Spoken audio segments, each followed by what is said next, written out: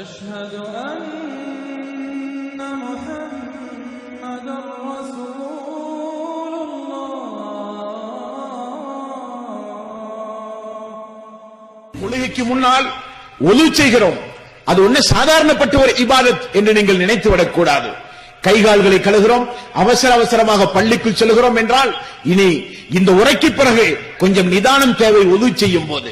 காரணம், ஒலு என்பது ஒரு மிகப்பெரிய ஒரு நன்மையை பெற்று தருகிற ஒரு காரியம்.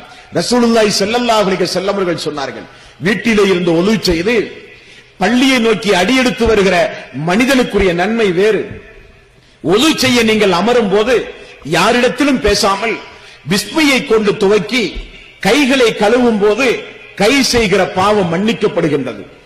முகம் கழுகிற போது கண்கள் செய்கிற பாவம் மன்னிக்கப்படுகின்றது. கைகளும் கால்களும் உறுப்புகள் எல்லாம் கழுவி முடிக்கிற போது அன்றைக்கு அந்த உறுப்புகள் செய்த பாவங்கள் எல்லாம் மன்னிக்கப்படுகிறது என்றார்கள் ரசூலுல்லாஹி ஸல்லல்லாஹு அலைஹி வஸல்லம். ஒலு செய்து முடித்தவுடன் அஷ்ஹது அல்லா இலாஹ இல்லல்லாஹ் வஹ்தஹு லா ஷரீக லஹு வ அஷ்ஹது அன்ன முஹம்மதன் அப்துஹு வ ரசூலுஹு என்று சொன்னால் சொர்க்கத்தினுடைய 8 வாசல்களையும் அல்லாஹ் திறந்து நீ விரும்பிய வாசல் வழியாக செல் என்று அல்லாஹ் சொல்லுவானாம். அதுபோக ஒலு செய்த பிறகு ஒலுவுக்காக 2 ரக்காத்து தொழுகையை யார் தொழுகிறார்களோ அவர்கள் அன்று பிறந்த பாலகனை போல முற்சென்ற பாவங்கள் எல்லாம் மன்னிக்கப்பட்டது என்றார்கள் நபிகள் நாயகம் ஸல்லல்லாஹு அலைஹி வஸல்லம். வீட்டிலே இருந்து ஒலு செய்து பள்ளியை நோக்கி நாம் நடந்து வருகிற போது ஒரு எட்டு எடுத்து வைத்தால் ஒரு பாவம் மன்னிக்கப்படுகிறது. ஒரு எட்டு எடுத்து வைக்கும் போது பதவிகள் உயர்த்தப்படுகிறது, அந்தஸ்துகள் உயர்த்தப்படுகிறது என்றார்கள் ரசூலுல்லாஹி ஸல்லல்லாஹு அலைஹி வஸல்லம். உங்களுக்கு ஒன்றை சொல்லவா? மறுமை நாளில் இந்த உம்மத்தோடு சேர்ந்து நின்று கொண்டு அல்லாஹ்வுடைய நீதிமன்றத்தில் அவருடைய விசாரணையை நீங்கள் சந்திக்க வேண்டுமானால் தொழுகை உங்களிடத்தில் இருந்தாக வேண்டும். அன்பர்களே, தொழுகை உங்களிடத்தில் இருந்தாக வேண்டும். ரசூலுல்லாஹி ஸல்லல்லாஹு அலைஹி வஸல்லம் பக்கீ என்கிற கபரிஸ்தானுக்கு ஒரு நாள், மஸ்ஜித் நபவிக்கு அருகில் இருக்கிற ஒரு மையவாடி கபரிஸ்தான், பக்கீ என்கிற கபரிஸ்தான். அந்த கபரிஸ்தானுக்கு ரசூலுல்லாஹி ஸல்லல்லாஹு அலைஹி வஸல்லம் சென்று அவர்களுக்காக வேண்டி பிரார்த்தனை செய்துவிட்டு திரும்பும் போது சஹாபாக்களை பார்த்து சொன்னார்கள், நான் எனது சகோதரர்களை அந்த நாளிலே நான் அடையாளம் கண்டுகொள்வேன் என்றார்கள், நான் அவர்களை எதிர்பார்க்கிறேன் என்றார்கள். சஹாபாக்கள் சொன்னார்கள், யா ரசூலல்லாஹ், நாங்கள் தானே உங்களுடைய சகோதரர்கள்? அல்ல, நீங்கள் எனது தோழர்கள், நீங்கள் எல்லாம் எனது தோழர்கள்.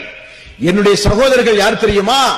அவர்கள் 2 கண் கொண்டு என்னை பார்க்காத மக்கள். நம்மை சொல்லுகிறார்கள் ரசூலுல்லாஹி ஸல்லல்லாஹு அலைஹி வஸல்லம். எனக்கு பிறகு வரப்போகிற மக்கள், அவர்கள் என்னை 2 கண் கொண்டு பார்க்காத மக்கள், அவர்களை நான் அடையாளம் கண்டுகொள்வேன் என்றார்கள் ரசூலுல்லாஹி ஸல்லல்லாஹு அலைஹி வஸல்லம். நம்மை அடையாளம் கண்டுகொள்வார் அல்லாஹ்வுடைய ரசூல். சஹாபாக்கள் கேட்டார்கள், எப்படி யா ரசூலல்லாஹ்? ஆதம் அலைஹிஸ்ஸலாத்து வஸ்ஸலாம் அவர்களிலே இருந்து உலகம் அழிகிற மக்கள் வரை கோடான கோடி மக்கள் நிற்கிற அந்த மஹ்ஷர் மைதானத்தில் இவர்கள் எல்லாம் எனது தோழர்கள், சகோதரர்கள் என்று எப்படி நீங்கள் அடையாளம் கண்டுகொள்வீர்கள் என்று கேட்டபோது ரசூலுல்லாஹி ஸல்லல்லாஹு அலைஹி வஸல்லம் அவர்கள் சொன்னார்கள், கருப்பு நிற ஒட்டக கூட்டத்திற்கு மத்தியில் ஒரு வெள்ளை ஒட்டகம் இருந்தால் அதற்குரியவன் அதை அடையாளம் கொண்டுவதில் ஏதாவது சிரமம் இருக்குமா என்று கேட்டார்கள். இல்லையா ரசூலல்லாஹ், அதே போலத்தான் மனித கூட்டங்கள் மறுமை நாளில் கோடான கோடி மனித கூட்டங்களுக்கு மத்தியில் எனது உம்மத்தை மட்டும் தனியாக நான் அடையாளம் கண்டுகொள்வேன். எனது உம்மத்திற்கு அல்லாஹ் மறுமை நாளில் ஒது செய்கிற காரணத்தினால், தொழுகையை பேணுகிற காரணத்தினால், தொழுகைக்கு முன்னால் செய்யப்படுகிற ஒதுவுடைய காரணத்தினால், ஒது செய்கிற அந்த தண்ணீர் எங்கெல்லாம் படுகிறதோ அங்கெல்லாம் பிரகாசமாக கைகளும் முகங்களும் ஜொலித்துக் கொண்டு மக்கள் நிற்பார்கள்.